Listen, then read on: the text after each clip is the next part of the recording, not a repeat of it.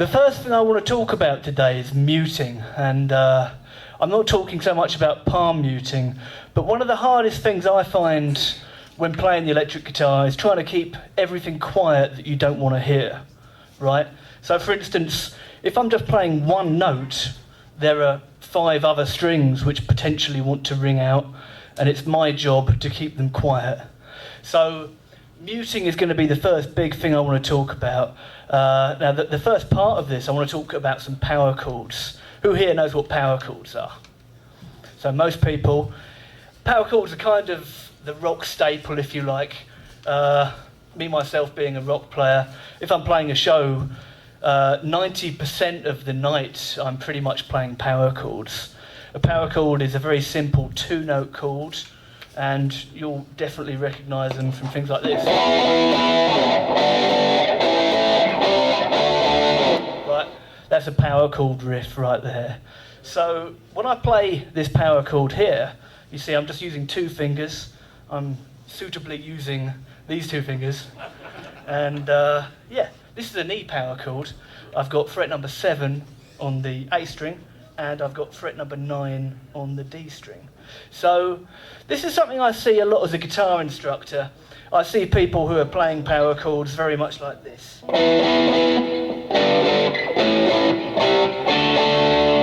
And, you know, being very careful as to not hit the wrong strings. And I don't really like that. That doesn't really scream rock and roll to me, but this does.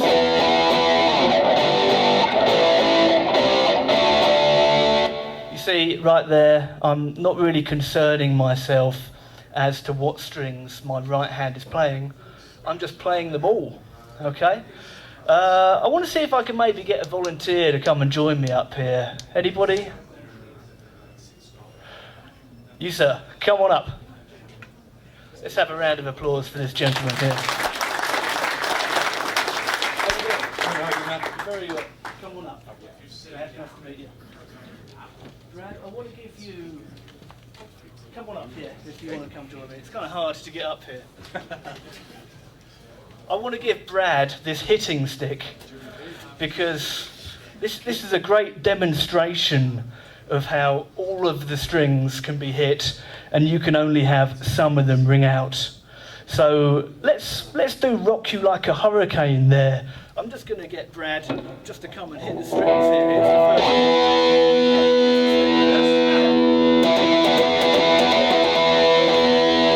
first. So if we play that Rock You Like a Hurricane riff.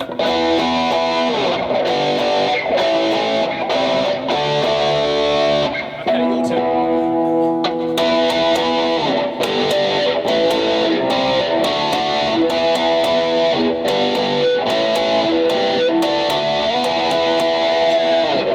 Let's hear it for Brad, ladies and gentlemen. So there we go. You know, that's so important for me because, you know, just playing those 2 strings, the tone's not as great. So much of tone is playing with authority. And when you play with authority, you've got to hit things hard. So make sure when you're playing your power chords at home, you're not concerning yourself with what strings you're playing. You're just playing them all. And you can do it, you know, with a cardboard tube or whatever. So there you go, power chords. Let me just have a quick little peek here.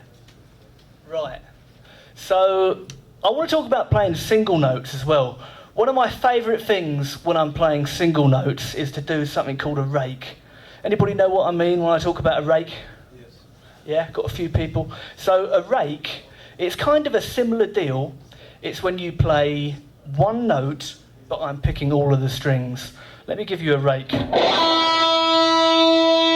Okay, so because I raked, that one note had so much more power. Here's the note without the rake. Here's with the rake. Way better. When I'm phrasing, I love to use rakes.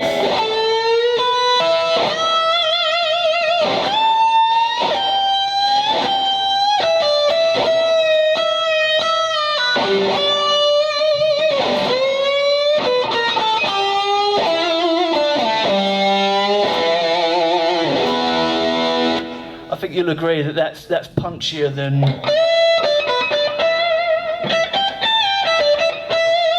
with the rakes.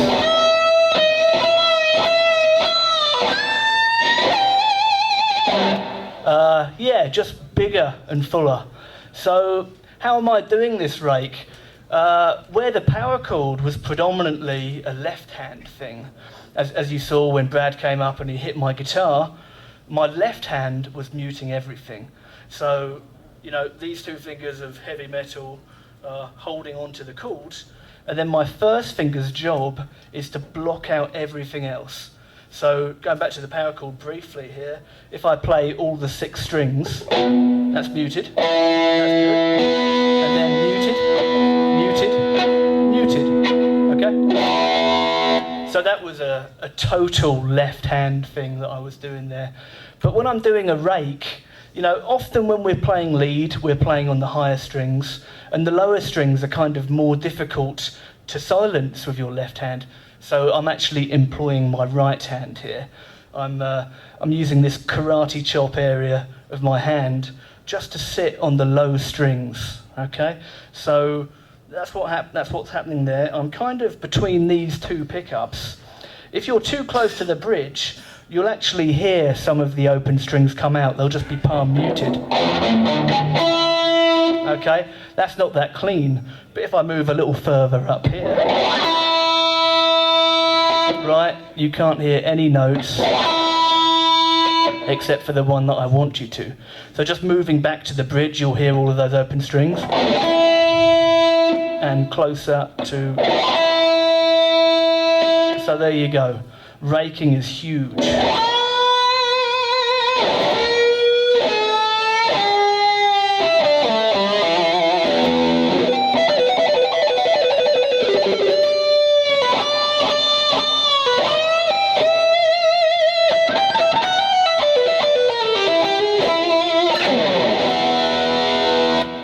Okay, so yeah, single note stuff. I definitely like people to explore the rake.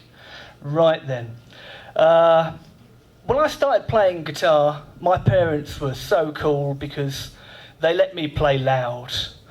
I think this is quite an important thing, because going back to muting, like I said, the guitar, it just wants to ring out, right?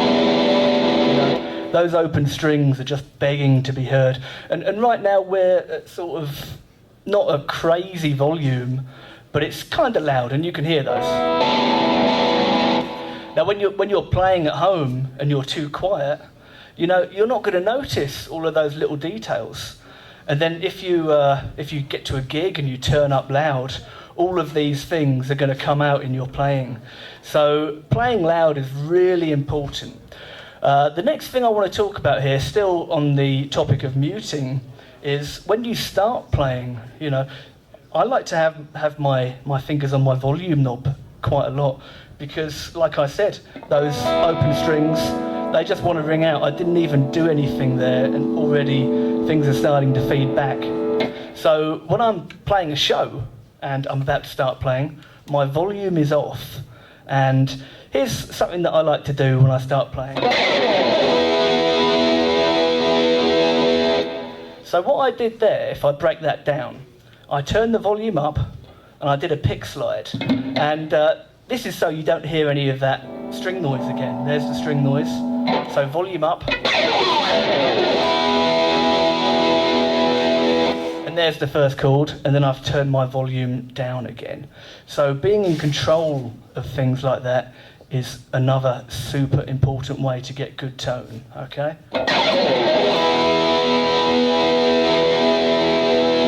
Okay, I want to talk a little bit about muting with tapping.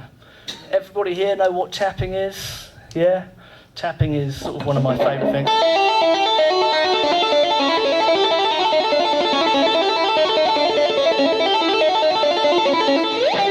So right there, you know, I'm having to control the strings quite a lot. Who wants to come up and hit my guitar again? Young man, come on up. Let's have a round of applause for this young chap. How you doing, mate? Good. What's your name? Aiden. Aiden, nice to meet you. there's the hitting stick, if you want to grab the hitting stick. So what I'm going to do here, he's ready to go, this this guy. So I'm going to play a tapping lick, and Aidan here is going to try to make my open strings make some noise. And I'm going to try my hardest not to let that happen. So when you're ready, mate.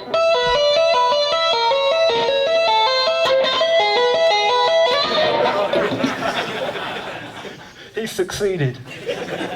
I tell you what, I'm going to get you just a hit over here this time. Let's see if we can just hit round here, anywhere around here.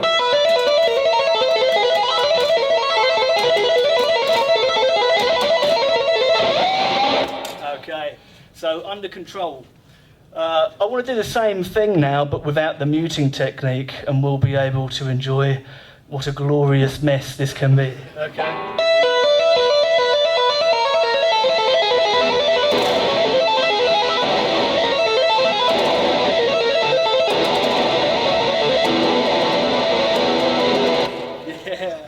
Let's hear it for Aidan. Thank you very much. So there we go. Muting is so important, and you know, depending on what kind of gig you are, you might have people throwing things at you, and you never know when you might have to employ that technique. But on sort of a more useful note, when you're playing on stage, you know, you and your bandmates can bump into each other depending on the circumstances. If you're playing a smaller show, you know, this has happened to me before playing with like a left-handed bass player. The bass is coming this way, and you do get a little bit of crossing of the swords, so to speak, sometimes. So very important to keep that under control. And you know, pretty much whatever I'm doing lead related, I'm always thinking about muting. It's a very difficult thing. So let me break it down just a little bit more. So this tapping lick that I played there, sort of an excerpt from Van Halen's Eruption, all of those notes were on the B string, okay? So the E, the top E here, I'm actually taking care of that using my first finger on my fretting hand. You see how it's muted, so you can hear the B, but you can't hear the E. Okay, now the G is also being muted by my first finger, and you know, it's just the very tip of the finger which is just bumping into that a little bit, okay? So right there, that's muted. So the G's muted out, and then I'm back to my karate chop action, Buzz Lightyear style. I'm just holding on to all of the other strings. So when I'm playing legato as well, say I'm doing some...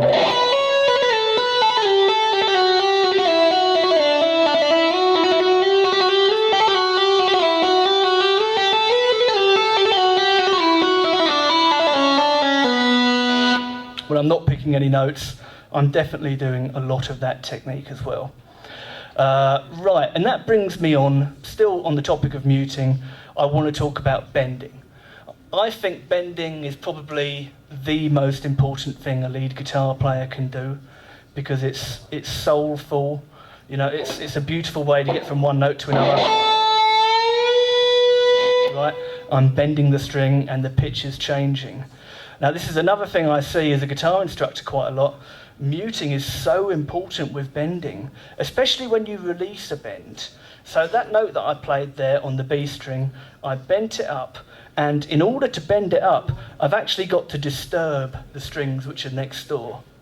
And that's all well and good until you let go, because for me to bring that bend down, if I'm not doing my muting technique,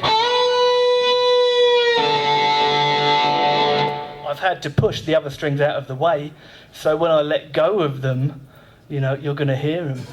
And this is what I'm talking about with good tone. You need to be able to play with attitude.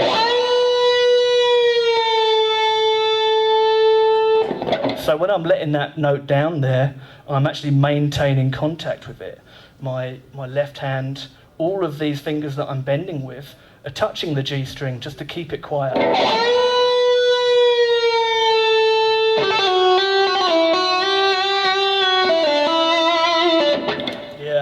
So there you go. Let's see what else we've got here. Okay, this is kind of a fun one actually. I'm just going to turn my distortion off here, so I've got a clean tone. Now this is something that you can practice to get your muting really good. I'm going to play just one note. I'm just going to play some. Actually, I'm going to go to the A minor pentatonic scale, and I'm just going to pick one note. I've just picked the root there, and this is a really cool thing you can do. I'm playing all of these strings, but only getting one note. It's all in my left hand. My thumb has come over the top. It's blocking out the E. The A is being blocked out by my ring finger. The G, the B, and the E are all being blocked out by my first finger. Okay? Now this is a really cool thing. You get the wah going.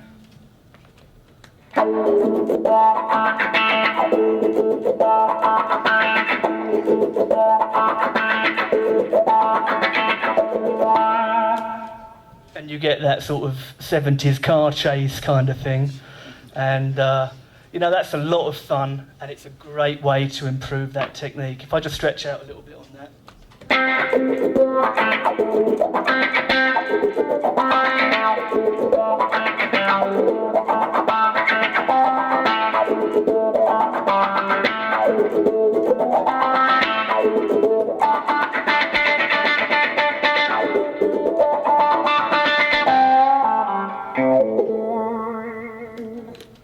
Okay, so that's muting. Now, do we have any questions at this stage on muting?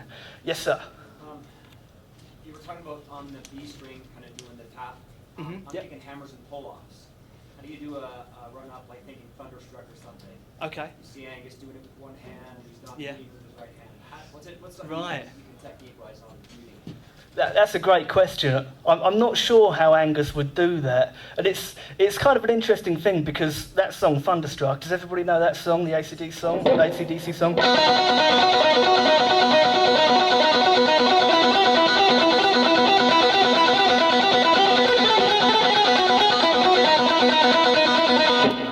That's the famous intro riff. And it's interesting to me because on the record, that is definitely picked. You know, and on the music video, he's, you know, giving it large and doing the moves and everything. I suppose one would have to be very careful doing that because with that being a large stretch, my left hand can't really do much muting here. And of course, if I've got my arm in the air, yeah, you're totally right. I think that might be a bit of a Mythbusters moment there. But, you know, I suppose you could play if you were careful. Like if you were, if I tried to keep them quiet.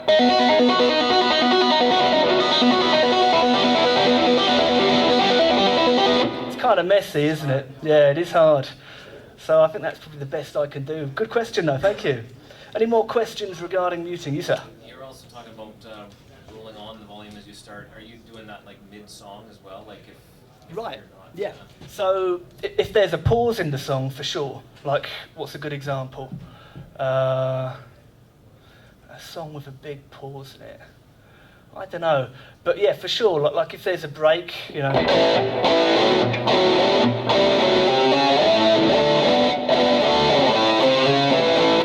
Maybe there's a bit of a pause there. I definitely would turn that down, because why not? If you've got the time to. Something that I really like as well are these low friction pots. So it doesn't take much movement. You know, I could do it all with my pinky. So yeah, I definitely would make sure that I was stopping. Yeah. And then one more question regarding all this palm muting and stuff. Like it's almost like when you start out learning, it's about accuracy and you're trying to keep your fingers off other strings and all that. Very true. So are you teaching from the start? Yeah. It's almost like you're mauling the guitar once you're... That's a good point. The point raised there was when you're playing open chords, of course, you've got to be very careful not to touch the other strings. So that's totally counterintuitive to what I'm talking about. And yeah, you know, for me, playing loud is so important for that, because depending on what you're doing, of course, when I'm playing open chords, I want them all to ring out nicely. But as soon as I'm playing, you know, just one string at a time, that's definitely important. So for sure, with my students, I try to encourage as much muting activity as possible. Yeah. Does that answer your question? Yeah. Great.